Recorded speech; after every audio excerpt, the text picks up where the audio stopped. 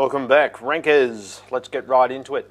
Last week in Smart Company, last Thursday, excellent article from Patrick Stafford on the Google Business Maps listings and how someone has been prosecuted for hijacking somebody else's business listing, and they've been convicted and have to do 100 hours of community service. And we're getting a lot of questions recently about business listings. We have here Paul R. Johnson. That's not Paula Johnson, that's Paul R. Johnson. He's saying, have you ever seen errors with the Google business listing? Well, yes, we have. In April last year, we did a story on how our own listing, when you typed in SEO Melbourne, had listings of another SEO company, and at the time I spoke to that other SEO company, and that was Arrow and Jasmine. Hi Jasmine. And she said she didn't know what was going on, and they'd seen problems with their listings as well. And this week, when you type in SEO Melbourne, if I don't type in SEO Melbourne Smart Company, if I just type in SEO Melbourne, that would help. Have a look at the listings here. We can see, once again, we've got search engine rankings here, which is Jasmine's company. But up here we've got another company listed in the same listing, and that is another Melbourne-based SEO company, Alchemy. And that's pretty odd too. So we're seeing double up listings here for two companies under one listing. And of course we're number one there for organic. And I contacted Alchemy. I know Nathan Stewart, another good Stewart, at Alchemy, and said to him, are you doing some sort of joint venture with Jasmine? And he said, no, that's pretty weird. And they contacted Google. Google came back and said, you know what? We also think that that is pretty weird. And our specialists have identified a technical issue around this causing the error that you're seeing. This has been escalated to our technical team, who is currently working diligently to find a resolution. And they're saying it might take a few weeks to work this out. But if you also are seeing weird listings in your Google Maps, contact Google, email Google, and don't try to ring them, and email them and say this is not right.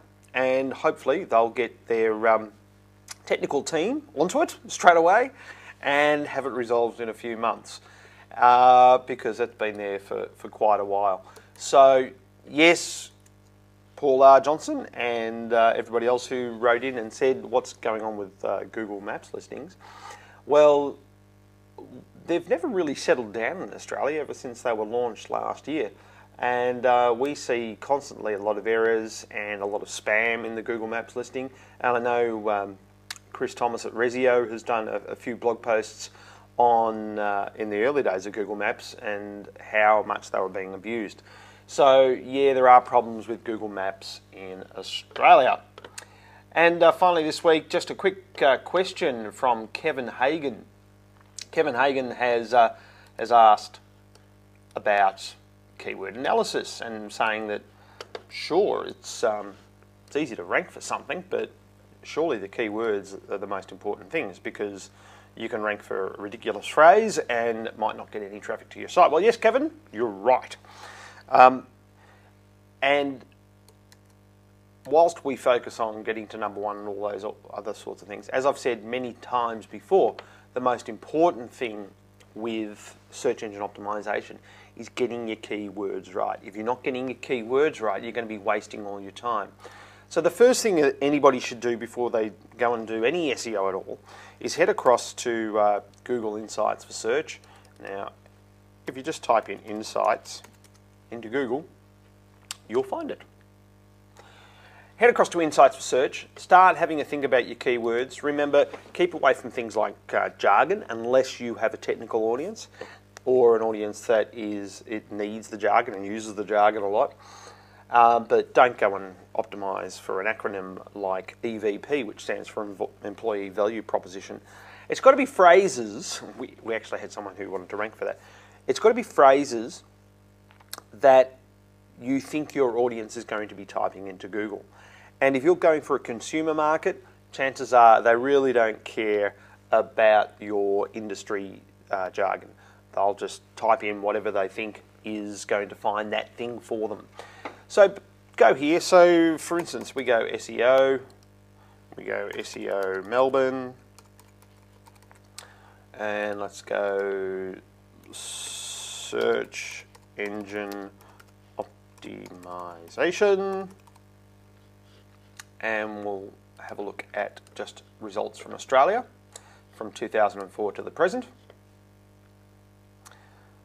And Google will bring back a nice little graph, and that's a nice growth spike there. Just in, I don't believe that's right.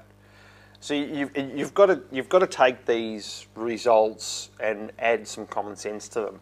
This is it's saying here in mid 2009, the phrase SEO in Australia just had this massive spike, and it just keeps going up. I don't believe that's entirely true, and there's probably some change in the algorithm or something to do with the way that Google Insights for Search collects its data. But it does give you some relative numbers of popularity between phrases. So that's what you would use Google Insights for Search. And yes, you've got to get ranked for look, these phrases here, they're jargonistic phrases. For SEO Melbourne, which we're ranked number 1 for, we don't get a lot of traffic off, and I think the traffic that comes from that is other SEO companies in Melbourne finding out who's number 1 for SEO Melbourne.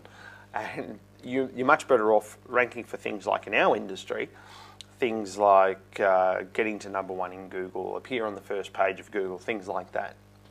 Because they're the things that people are thinking about when they're typing into Google, and that's how you have to think about it. Keep away from things like jargon and try to get inside your customer's head. It's like any other form of marketing. You've got to know your customer and what they're typing in. So hopefully that's helped Kevin, Paul, and sorry we didn't get to all the questions this week, but we will follow up on them next week. Thanks very much, and we'll see you next week. Bye.